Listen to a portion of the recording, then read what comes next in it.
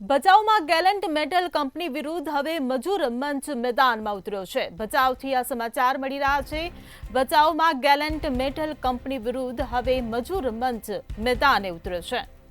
ત્યારે નિયમો નેવે મૂકીને કાયદાના ઉલ્લંઘન બાબતે આ પત્ર લખવામાં આવ્યો છે। ત્યારે કોન્ટ્રાક્ટ સિસ્ટમ તળે મજદૂર વર્ગ સાથે અન્યાયની રાવ ઉઠી છે।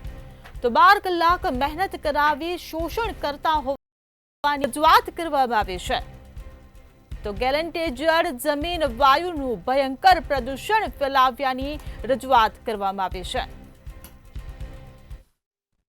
એસડીએમ સાહેબ સમક્ષ રજૂઆત કરવામાં આવી કે ભચાઉ તાલુકાના સામીખેડી ગામ મધ્યે આવેલી ગેલેન્ટ મેટલ કંપની દ્વારા જ્યાં શ્રમિકોનું બહુ ભયંકર રીતે શોષણ કરવામાં આવી રહ્યું છે કોન્ટ્રાક્ટ સિસ્ટમમાં, જ્યારે 12 થી 14 કલાક એમને તનતોડ મહેનત કરાવવામાં આવે છે અને એમને માનદ વેતન છે 300 થી 400 રૂપિયા આપવામાં આવે છે।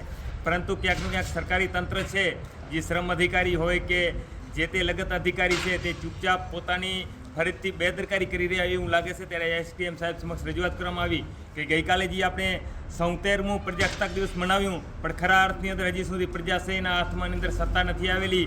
સત્તા છે તો જાહેર ઉદ્યોગપતિઓના હાથે અને જે હપ્તા વૃત્તિ સાથે જોડાયેલા અધિકારીઓના માથે, કારણ કે શ્રમ અધિકારીને શરમ આવવી જોઈએ કે એક પણ વખત વિઝિટ નથી લીધેલી, એક પણ કોન્ટ્રાક્ટરના રજિસ્ટર ચેક નથી કરવામાં આવ્યા।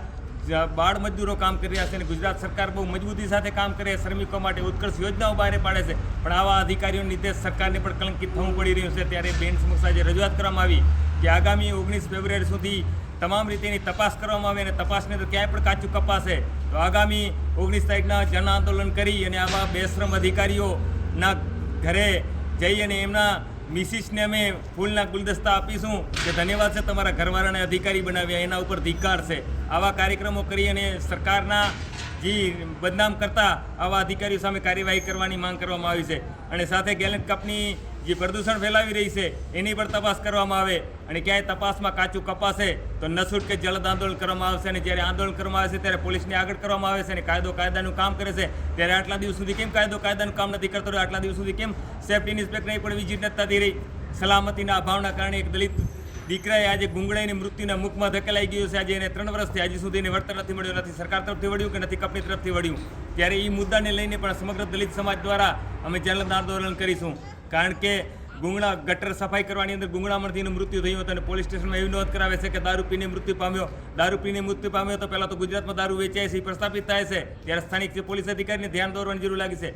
બીજા નંબર ઉપર જ્યારે કંપની અંદર ઘૂસ્યો હોય ત્યારે સેફ્ટી, જ્યારે સલામતી સિક્યુરિટી ગાર્ડ એના અંદર આધાર કાર્ડ વગેરે અંદર કોઈ કંપનીને ઘૂસવા નથી થતા, દારૂ પીતે લાલની અંદર ઘૂસ્યો કેમ?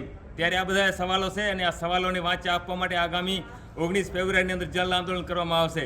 જો સરકાર ગંભીરતાપૂર્વક આ મુદ્દે કામ કરી રહી છે પણ અધિકારીઓ જે બેદરકારી દાખવી રહ્યા છે, આવા અધિકારીઓ તાત્કાલિક ટર્મિનેટ કરવામાં આવે, સસ્પેન્ડ નહીં, આવા અધિકારીઓ ટર્મિનેટ લાયક છે। અને અધિકારીઓની પણ સામે પણ હવે બાયો ચડાવી છે, એટલે અધિકારીઓ પણ સમજી લે કે દેશના નાગરિકો મહત્વના છે, કોઈ આ અધિકારીઓ આ કંપનીના માલિકો નહીં, એવી આજે રજૂઆત કરવામાં આવી છે। જો આગામી 19 ફેબ્રુઆરી સુધી યોગ્ય ન્યાય નહીં કરવામાં આવે તો 19 ફેબ્રુઆરીના શિવાજી જયંતિ નિમિત્તે જલદ આંદોલન કાર્યક્રમ કરવામાં આવશે।